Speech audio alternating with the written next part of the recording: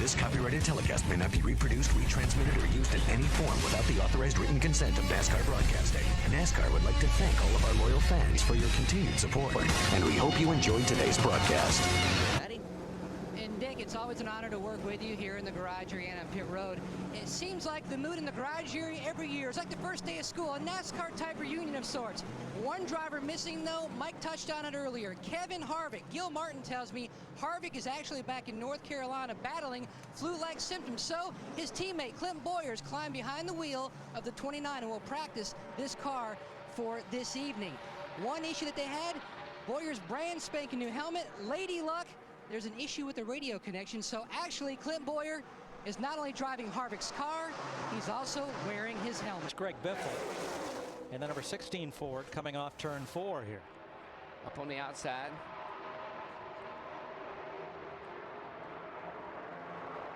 Well, we see that so much right now, Larry. All these cars, again, it's push loose. They got a lot of wheel. You see he's got it, but all of a sudden the front end bites and that back end hops out. You know, it's almost like we go back to last year. Turn 4 seemed to be a real problem for people with the car getting loose and sliding the nose. Except when you're in the middle in turn 2. Then yeah. that was pretty big too. I'd bring that baby in and work on it if it were me. And you know, we just talked to him a while ago, and he talked about he felt like his car was too tight. The front end wasn't turning. I might even bring that baby in, park it, and say I'm going to do TV.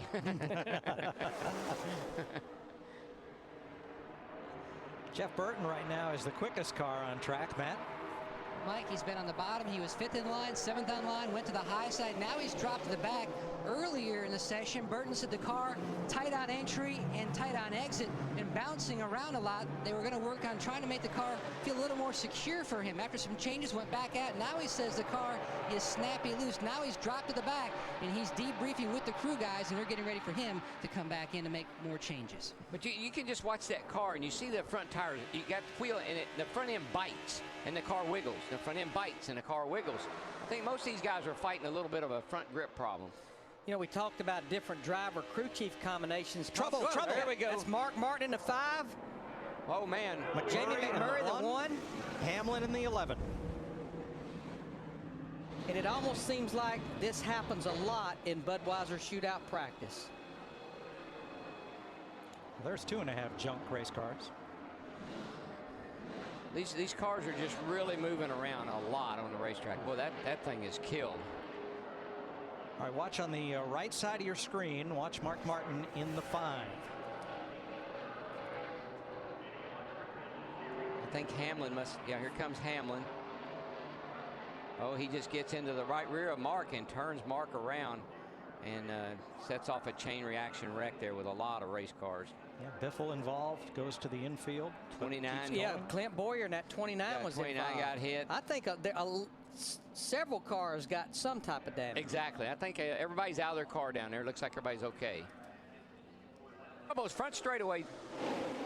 Kurt Busch in the 2 car. He just got hooked. Now, the field up to 28 cars. That's how many are eligible based on this criteria. First, the 12 chase drivers from last year. Then the 4 Sprint Cup champions not yet in the race. Then the past. Trouble's front straightaway.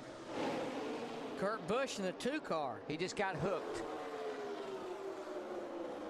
And that will be a backup car. They'll be going too. He made a lane change right here. I just turned around from our opening here, and I saw him kind of turn in front of someone. I couldn't tell you who it was. Take a look at it and see. In front of him is John Andretti. Behind him is Montoya. Watch the blue deuce.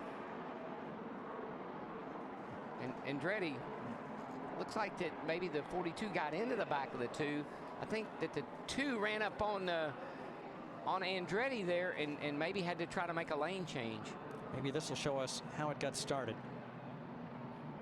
Yeah, I got hooked by Montoya. Yeah, girl. Montoya just got into the back of him. And Mike, another thing about the bigger restrictor plate is the closing rate is going to be a lot higher than these guys had last year down here. And so we used to that whole Richard Petty operation, shifting to Ford for 2010. The only dodges in Sprint Cup is the Penske organization with his 3 cars.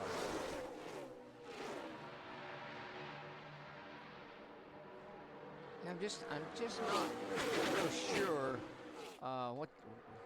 I believe the rear shock packages on these cars has made them a little bit more difficult to drive, just by watching them go through the bumps and how the cars seem to be porpoising more, which means that the car is being sucked down in the back. You can see Tony Stewart's car right there, Larry, and the 39 on out. See how far down the car is in the back?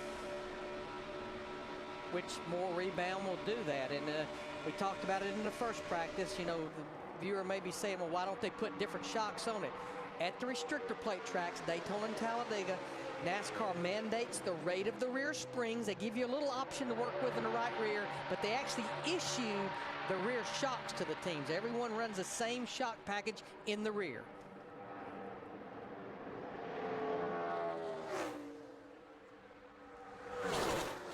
Boy, one thing about this practice, everybody's giving everybody a lot more room on the racetrack than we saw in the first hour. Not as much 3 wide, what we were seeing earlier.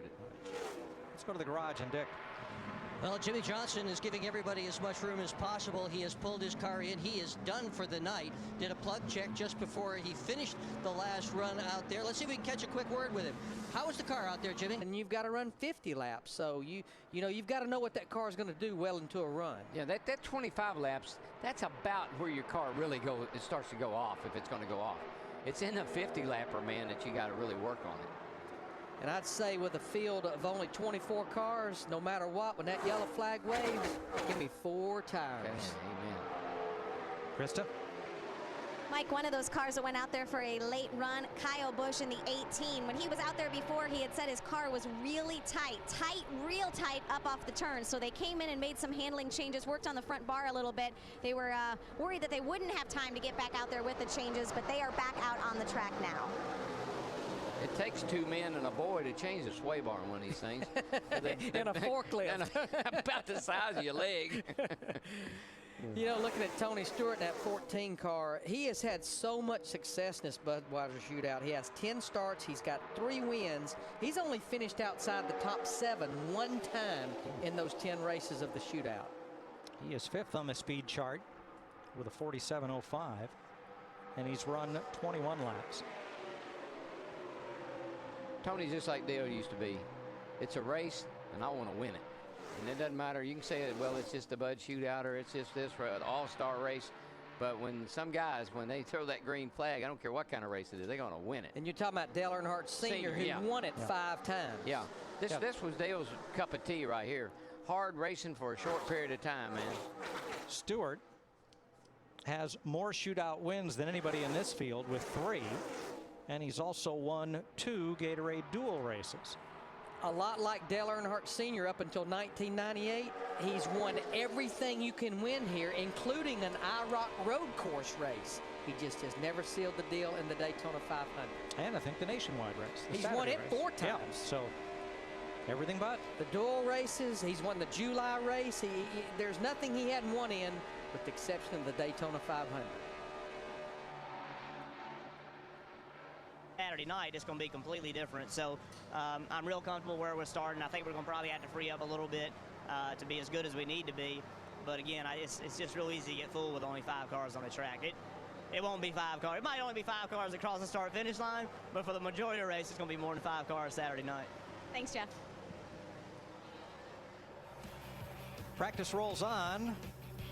No change in the top times. Order in terms of speed here today. More importantly, Sprint Cup practice, it got crazy quickly.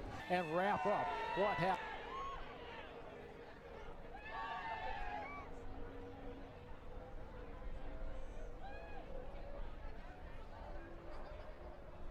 No, she's in the ARCA race, as a matter of fact, and she was not exactly at the top of the practice order in terms of speed here today. More importantly, Sprint Cup practice, it got crazy quickly. This is obviously the 4-time champion, Jimmy Johnson.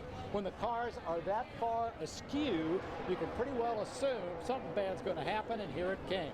Denny Hamlin got into the back of Mark Martin and took out Jamie McMurray in the process. A total of 6 cars involved in the just one of them racing deals. Martin thought Denny was going to come by on the high side, and Denny thought better of it, decided to tuck in behind him. They touched, and McMurray was an innocent victim. And yes, Chip Ganassi, I apologize. I put McMurray in the wrong team today. Okay, on to the second practice session. Will they calm down, or will it be just as crazy? Well, it wasn't quite as crazy. This, of course, would be the two of Kurt Busch. A little contact from behind there, I believe, with Montoya, and it looks like he might be in a backup car as well. Cars involved in crashes today at some level: McMurray, Busch, Martin, Hamlin, Biffle, Boyer, Burton, and Montoya. Boyer is in the 29 car of Kevin Harvick, who has been ill today and did not come to Daytona. He, of course, won the Budweiser Shootout last year. So, has it been a crazy day? Indeed, it has. This copyrighted telecast may not be reproduced, retransmitted, or used in any form without the authorized written consent of NASCAR Broadcasting. NASCAR would like to thank all of our loyal fans for your continued support, and we hope you enjoyed today's broadcast.